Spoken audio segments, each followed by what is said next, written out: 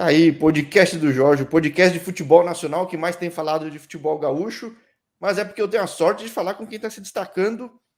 Divisão Gaúchão A2, divisão de acesso. Já falei com o Márcio Herbert, que de um lado está liderando o grupo, do outro, classificado já, né, Daniel Franco? Seja bem-vindo, né? Boa noite, obrigado. Já classificado, mas um caminho longo ainda a percorrer pela frente aí.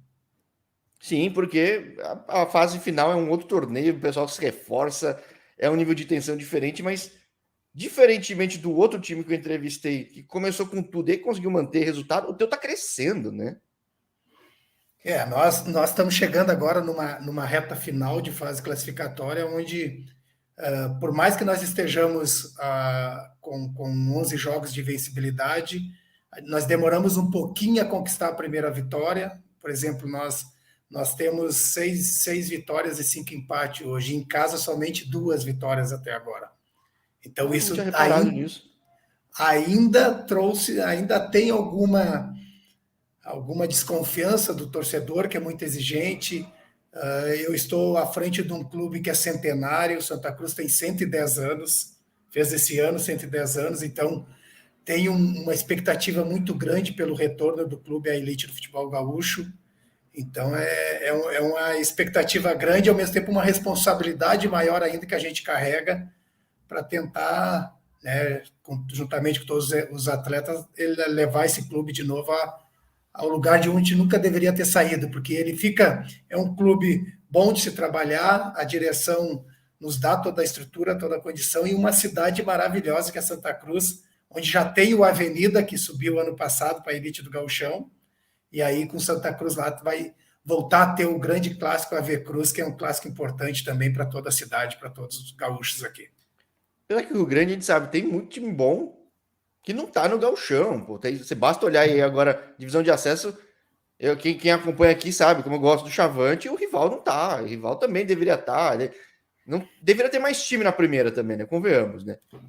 12 clubes é muito pouco, né? É muito pouco, e acaba sendo não é um campeonato, é um torneio, ainda mais em turno único, né? Em turno único as Sim, coisas é ficam uma muito rápido. derrota, um desespero. O Gauchão A2 é mais justo até. Tem mais tempo, tudo, porque. Não, eu digo que a divisão de acesso do Rio Grande do Sul ela é uma competição boa de se disputar. Tem muitos clubes bons, como tu colocastes. Surgem novos talentos, né? Tanto quanto atletas, como comissão, como treinador. Por exemplo, o Márcio Herbert é o primeiro ano dele como treinador Incrível. Profissional e está fazendo essa campanha maravilhosa aí que a gente conversava antes. Né? Então, surgem muitos valores e a competição proporciona isso, inclusive para tu dar tempo de tu te recuperar dentro da própria competição. Agora, você falava aqui que uma coisa que eu não tinha reparado da campanha em casa, uma coisa que eu tinha reparado que do começo não tinha engrenado tanto, mas qual que era a expectativa? O que se falava? Porque eu falo de São Paulo, eu gosto do futebol gaúcho, mas eu assumo que não estou vivendo a realidade do interior, por mais que eu siga o setorista, algumas coisas que eu gosto muito. Tinha algum time que realmente era apontado, puta, esse é o time favorito? Porque acho muito difícil em divisão de acesso ter favorito, né? O pessoal leva muito em consideração a história do clube e o perfil dos atletas que estão sendo contratados. Por exemplo, o Santa Cruz estava dentro desse favoritismo, mas isso a gente nunca deixou chegar dentro do vestiário. E como nós montamos um grupo bastante experiente, mesclado, idades variadas, por exemplo, meu goleiro é o Alexandre Villa, um deles que tem 40 anos, mas eu tenho menino no elenco que tem 19 anos. Então a gente variou bastante o elenco, mas também optamos por ir atrás e montar um elenco em cima de jogadores que já conquistaram, que conheciam a competição, que sabem da dificuldade que é. Então isso favoreceu e facilitou o trabalho, principalmente no quesito não deixar chegar esse favoritismo dentro do vestiário. E aí os atletas mesmo, toda vez que alguma coisa está saindo do rumo, eles mesmos vão lá e botam o pezinho no chão e entram no prumo de novo e a coisa tem acontecido de uma maneira bem bacana. Eu mesmo falo do outro canal, criei contato com o Tyrone, e Tyrone subiu o esportivo também, tem essa experiência. Você soube mesclar bem o elenco para ter essa Exatamente. cara. Para tu ter uma ideia, Jorge, eu acertei com Santa Cruz em setembro do ano passado. A competição, nós nos apresentamos para treinar meio de março, dia 13 de março. E desde setembro eu já estava acertado com o clube. Então aí tem vários fatores, né, que culminam para essa situação. A convicção do clube, da direção e na minha contratação, né, e daqueles nomes que a gente estudou e que eu coloquei na pauta, né, com a certeza que as coisas iam acontecer. Lógico, como eu digo, elas estão acontecendo até o momento, né, mas a competição, nós atingimos o primeiro objetivo, mas tem outros bem mais importantes na sequência e uma outra competição, como tu mesmo falou, que é a fase de mata-mata, onde cada jogo vale a sequência ou não dentro da competição, né? É um nível de desespero terrível. Eu gosto de acompanhar, mas para quem joga sempre é muito difícil. Muito, muito, muito. O nível de estresse vai lá em cima. Sim. E tem um de pressão também, de que um time que está performando está bem à frente dos demais, assim como o outro que eu também entrevistei. Mas com certeza está indo muito bem, né? Acho que eu não sabia que você estava contratado há tanto tempo. E todas essas coisas, esses fatores influenciam muito, né? Que nem você falava fora do ar. E tem uma gestão que tem uma experiência legal, até fora do futebol. Deve ajudar bastante, né? Porque nessas horas, na pressão, qualquer outra coisa que surge, ter esse respaldo, a consistência do respaldo, acho que ajuda demais no ambiente de futebol, principalmente brasileiro, que é super instável, né? Sem dúvida. E tu ter uma diretoria onde tu sabe que a hora que tu precisar, que eles vão lá e dê um respaldo.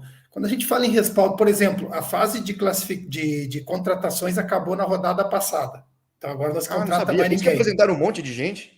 11ª rodada foi Ah, antes de iniciar, foi o último prazo de entrar no bid algum atleta. E a nossa convicção no grupo ela é tão grande que nós, nessa fase onde todos apresentavam 2, 3, 4 atletas nessa reta final, nós contratamos um atleta pontual, que é o William Correa, estava na Inter de Limeira, aí no Paulista. É um jogador que já jogou aqui, é da casa, conhece a competição, e chegou com o perfil que nós estávamos buscando e que é o perfil do elenco. Um cara trabalhador, um cara que alegre, feliz, que vem para ajudar, porque às vezes, num momento como esse, tu tá com teu time redondinho, andando legal, tu começa a contratar por contratar, acaba, né, deixando outros descontentes e a coisa pode sair dos trilhos nesse momento.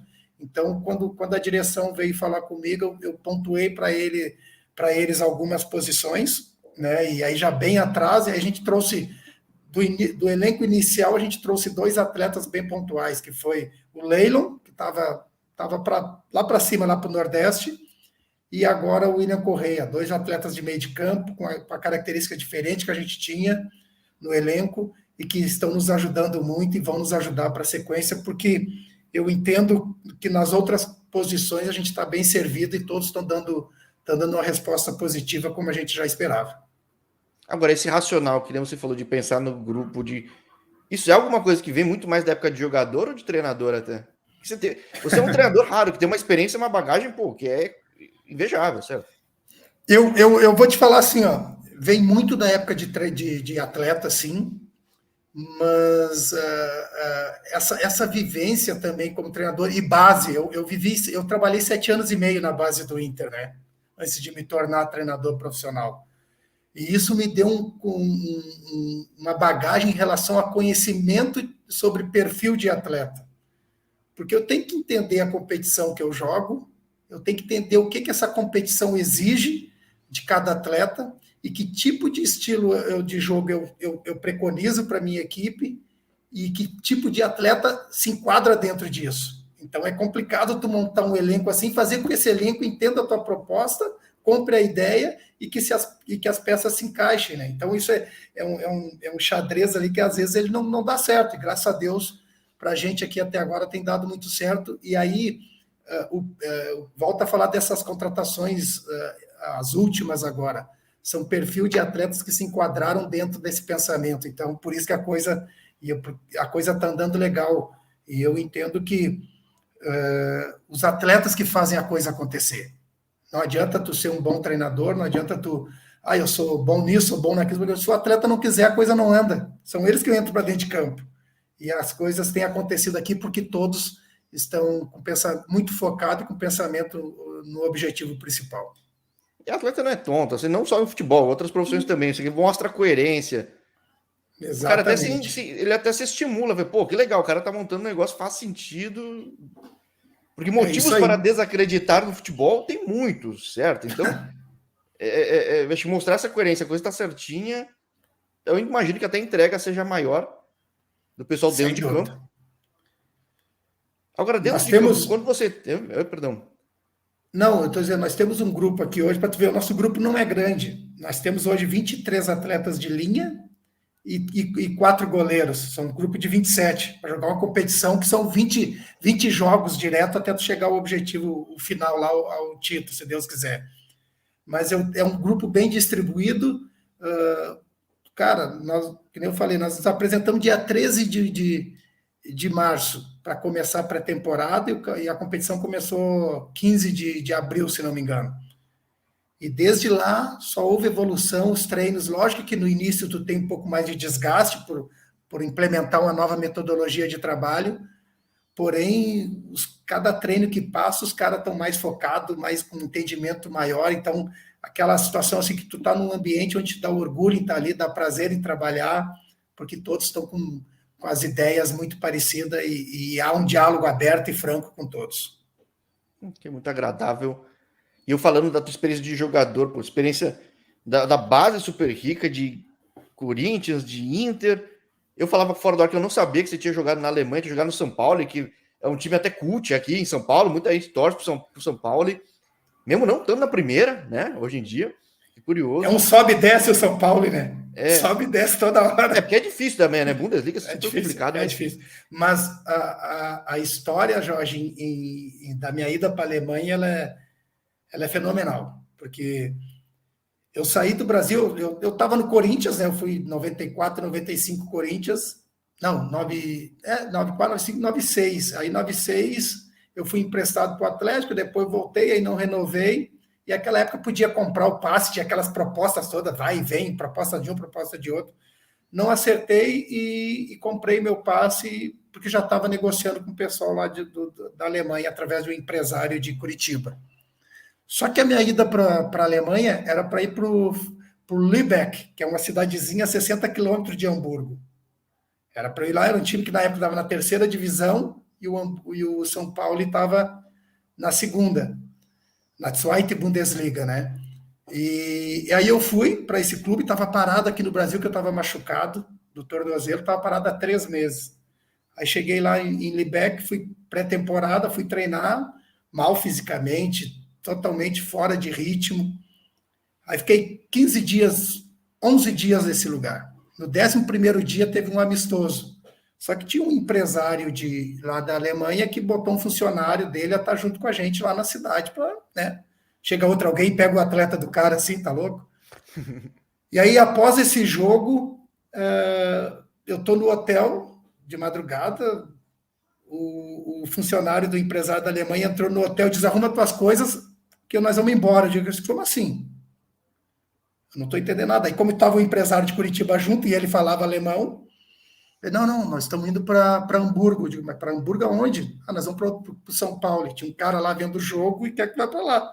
Pô, muda a categoria, muda isso, muda aquilo. Aí eu digo, beleza. Tá aí o meu material, teu material deixa aí que amanhã alguém leva para nós. Aí beleza, fui para Hamburgo, me apresentei no outro dia no São Paulo. Cheguei lá, fiz um treino, 2 treinos, um treino de apresentação, no outro dia tive um treino e no sábado tinha um jogo amistoso, aquele negócio que na Europa tem muito de contratar um cara de tal clube, aí tá junto, na negociação entra um jogo de pré-temporada, e o São Paulo tinha contratado o centroavante do Schalke 04. Na época o Schalke era um dos 4 maiores da Alemanha. Eu torço pro Schalke, aí, hoje em dia tá dureza. Hoje em dia tá dureza, né? Já faz um tempo. E aí fizemos o jogo lá no Millantor, que é o estádio do São Paulo, lá em Hamburgo. E na palestra, o empresário de Curitiba estava comigo. Na palestra, eu olho no quadro assim, então meu nome como meia. Meu nomezinho lá na meia. Eu olhei para ele e ele... depois a gente vê isso. Ele tá bom, deixa o treinador falar, né? E eu, mais tranquilo. Aí, depois da palestra, deu palestra para todos conversar, e ele disse, não, o Franco, pela qualidade dele, nós vamos usar ele no meio, que eu acho que ele vai nos ajudar bastante e tal. Só que nesse período todo, eu não tinha assinado contrato ainda, nem lá no Libec, nem no São Paulo. E eu estou aqui, tá, mas eu estou aqui, se eu me machuco, eu estou ferrado, quem é que vai assumir tudo? Aí confiei no cara, disse, não, vamos fazer o jogo, depois a gente resolve. Beleza. Aí fomos pro jogo, estádio lotado, lá do São Paulo. Ganhamos 1-0, lance meu, gol do centroavante que tinha vindo do Schalke, e aí eu saí com cãibra, com 15 minutos do segundo tempo, as 22 mil pessoas que cabiam no estádio, gritando Kaufen, Kaufen, Kaufen, que é compra, né? Em alemão. E eu não entendia nada, saí, acenei para todo mundo e fui embora. Fui para o hotel de novo. Chego no hotel, depois de umas 3, 4 horas, chegou de novo o empresário, o meu empresário de Curitiba, e o empresário lá da Alemanha, dizendo, arruma tuas coisas, vou embora. Eu digo, como assim, velho? Por onde é que eu estou indo agora? Aí eu não entendi mais nada, aí eu fiquei indignado, fiquei bravo, não gostei. Disse, tá, vem cá, daqui a pouquinho eu vou ser preso no país aqui, vou dizer que eu fiz alguma coisa errada, e eu nem sei o que está acontecendo.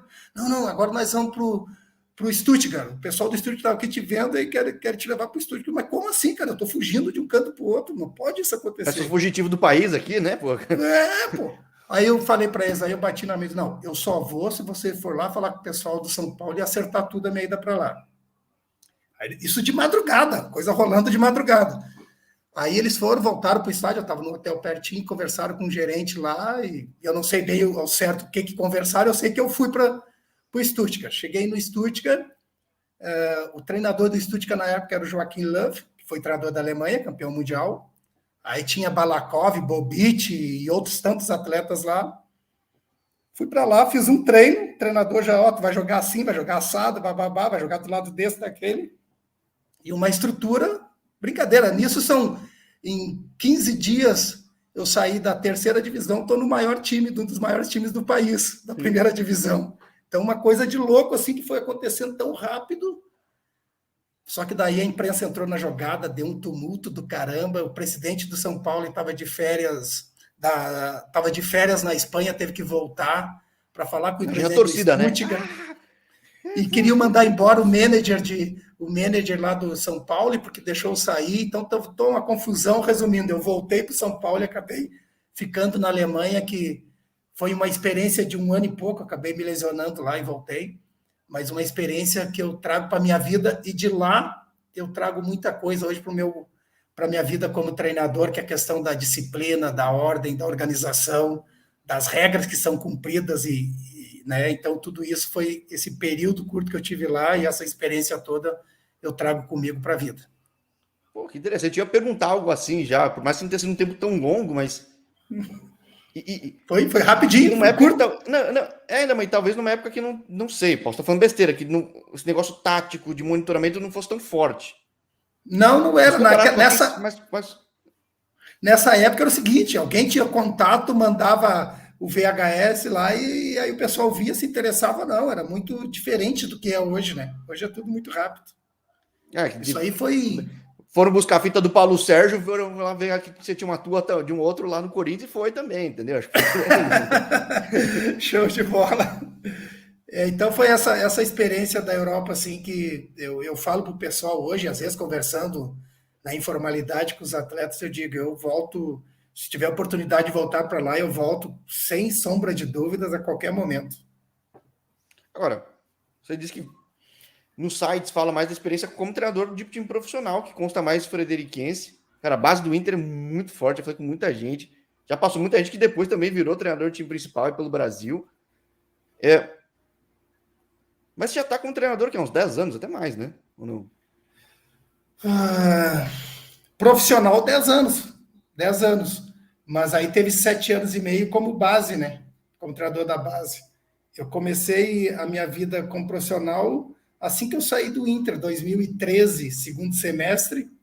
Eu saí do Inter e logo depois o 15 de Campo Bom, naquela retomada, tinha voltado a participar de competições profissionais, me ligaram e eu aceitei a proposta Porque até então era dúvida para todo mundo, né? Inclusive para mim, se eu ia conseguir ser treinador ou não, né? Porque a gente achar que é uma coisa, mas na prática tu ser outra bem diferente, né? Que a pressão E é outra, tudo, o a profissional é mais velho, pressão, tudo, a gente como espectador é muito fácil dizer, poxa, mas o fulano é ruim, pô, mas o que, é que esses caras fazem durante a semana? Mas tu montar uma semana de trabalho, de treinamento, periodizar esses treinos, né, os microciclos, macrociclos, e ver como as coisas acontecem, né, e fazer com que os trabalhos sejam voltados para aquilo que tu entende que é o melhor para o teu elenco, para o teu time, é complicado demais. Tu precisa de muito apoio, de saber alguma coisa e ter uma noção muito clara disso tudo. Então, esse período todo de base me deu essa bagagem, e eu sou grato ao Inter, eu sempre falo, o Inter me formou como atleta homem e profissional, tanto como atleta profissional como treinador profissional, né? Então, isso tudo me ajudou muito na montagem, na construção do Daniel treinador profissional, que hoje, graças a Deus, eu estou aí já há 10 anos e ainda não atingi o objetivo que eu quero, né? Eu quero, daqui um pouco, se Deus quiser, estar numa Série A, disputando campeonatos nacionais, internacionais, mas acho muito importante também esse processo que eu estou vivendo aqui de times menores, de entender a dificuldade e poder ficar mais calejado para quando tiver a oportunidade, se Deus quiser, lá no maior, estar preparado para agarrar. Porque isso que eu ia comentar. Eu tô pensando uma pergunta, você já comenta, um negócio meio perigoso, assim, né? Tá lendo minha mente.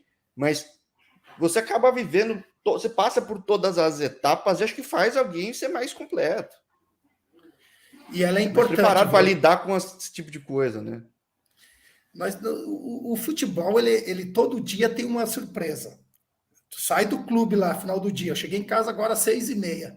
Tá? Fico aqui, estou num hotel aqui em Santa Cruz, fica 2 minutos dos Plátanos. Cheguei em casa 6h30. Tudo ok, tudo maravilha. Amanhã de manhã eu posso chegar lá e ter alguma coisa diferente, alguma coisa mudou, alguma situação aconteceu, então tu tem que estar sempre preparado para que possa acontecer alguma coisa diferente e já ter um plano B para mudar alguma circunstância, ou de atleta, ou de trabalho, né? Ainda mais, Jorge, em clube pequeno, onde a estrutura ela é menor, né?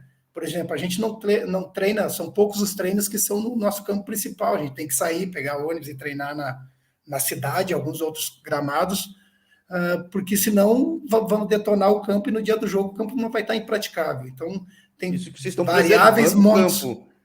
Quem está vendo Preservando na o campo. TV, está vendo, tem uns campos que não são praticáveis, mas tem que praticar. Exato. Essa é a verdade, né? Eu entendo assim, tu tem que preservar, mas tu também tem que usar o campo para tua equipe saber como é que é onde é que fica os buraquinhos ali, né? Como se diz. Senão não tem como. Agora, uma pergunta que eu ia te fazer, que eu te falei de jogador, tudo isso, acabou falando de um momento que você disse que carrega muito aprendizado, mas qual que é o momento hoje teu como treinador? Depois de 10 anos de profissional, tudo na área. É um ano transformador, né? Provavelmente, né? Eu digo que hoje, eu sempre falo assim, ó, eu estou em permanente aprendizado. Né? Eu jamais alguém vai ouvir de mim dizer, eu sou o cara, eu estou pronto, não tem mais o que aprender, não tem mais o que buscar. Muito pelo contrário. Quanto mais a gente conquista, quanto mais está em destaque, mais eu busco. Mais eu busco trabalhos, mais eu busco estudo, mais eu busco conversas, porque eu acho que isso só engrandece, só aumenta mais o teu leque de conhecimento, e eu acho isso muito importante. Mas para tu ter uma ideia, esse momento que eu estou vivendo aqui hoje no Santa Cruz, que é maravilhoso, eu vivi semelhante em 21 lá no União Frederiquense. Por exemplo, lá no União Frederiquense nós perdemos, eu fui campeão lá da divisão de acesso, nós perdemos a primeira partida da competição, 2-1 para o Veranópolis, lá em Veranópolis. Depois tivemos 3 empates na sequência e criou-se um monte de dúvidas, como aconteceu aqui no início. E desses 3 empates viraram em 19 jogos de invencibilidade de 20 da competição. Então foram 12 vitórias, 7 empates lá no União. E o título de campeão da divisão de acesso. Tomara que seja assim aqui, sem ter nenhuma derrota, né? Porque estão vindo para a 12ª jogo agora, e graças a Deus ainda estamos invictos. Então é muito gratificante isso, mas a partir do momento que tu chega num estágio desse, dentro de uma competição, a tua responsabilidade aumenta, e o que tu vai passar para os atletas no dia a dia e fazer com que esses caras não percam o foco. Porque, poxa, é muito fácil, a gente Para conhece. relaxar agora, tá tranquilo. Relaxar, o ser humano sabe que perde, a gente sabe que perde o foco muito rapidamente, pode pensar, já ganhamos 11, agora naturalmente nós vamos ganhar os próximos jogos. E não é bem assim que a coisa funciona. Então, isso requer muito da comissão técnica, principalmente do treinador, tá todo dia ali instigando os caras e colocando na cabeça argumentos ou meios de dizer que nós ainda não ganhamos nada, e realmente não ganhamos nada ainda, que o nosso objetivo maior é estar lá dia 27 de agosto.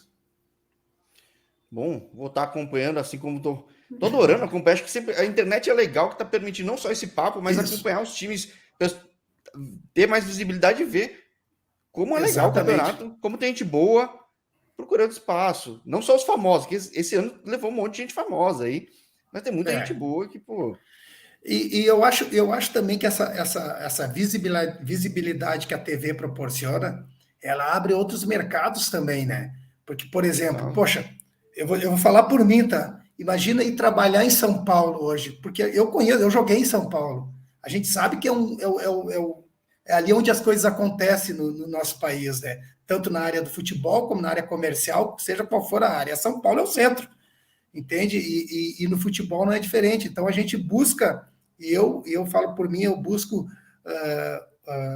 na minha profissão, atingir alguns objetivos que talvez com essa visibilidade que a TV, que a transmissão dos jogos que a federação está produzindo, ela venha a dar para pessoas de outros estados, como São Paulo, Rio, e isso é importante, eu acho que ajuda a todos nesse momento.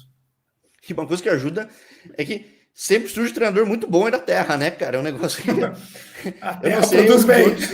Produz muito, cara. Então, falou, pô, o cara tem experiência, tudo, né? Então, isso é que bom, seja isso é bom. Uma temporada vitoriosa aí, tanto para ti quanto para todo mundo que eu entrevisto, e continuar acompanhando, porque realmente essa entrevista aqui deve estar sendo publicada talvez já depois da rodada que a gente está falando, mas a rodada que antecedeu esse nosso papo mostrou muito do que você falou aqui. O time podia ter relaxado, não, continuou indo para cima, goleou, foi para cima. E eu acho que mostra muito o tipo de comportamento que o trabalho está sendo desenvolvido. Tu sabe que essa rodada a anterior à nossa conversa foi contra um clássico, tem 2 clássicos aqui regional, né, que é Santa Cruz e Lajadense e Santa Cruz e Guarani de Venâncio Aires, que foi o último jogo. O Guarani, infelizmente, já está praticamente rebaixado, mas clássico não interessa que lugar está um ou está outro, né? E dentro daquela programação que eu fiz para o nosso elenco, e eu deixo sempre muito claro para os atletas, esse jogo era o jogo que eu ia dar uma oxigenada no elenco todo. Então, eu joguei com 11 atletas que não haviam jogado o jogo anterior, que não haviam iniciado o jogo anterior. Caramba, e mesmo assim atropelou. Então, porque assim, eu sou muito transparente com o meu grupo e falo, cara, eu vou fazer isso porque eu tenho confiança em vocês e o que vocês me mostram no dia a dia e quando são alçados ao campo de jogo, quando são solicitados, me dá confiança para eu fazer isso. Mesmo eu sabendo que era um clássico, que a vitória provavelmente nos daria a classificação antecipada, que era a manutenção de uma invencibilidade, e eu apostei, eu acho que isso também faz parte desse trabalho, desse conjunto, e foi bem legal, e eles corresponderam com 4-0, né? Acho que deu certo. Acho que deu certo. Pô, eu não sabia. Ocasionalmente ficou melhor ainda, assim como a ideia era até um papo mais rápido, mas não tem como, eu acabo me empolgando, ainda mais com uma tua bagagem de campo, fora de campo, e, pô.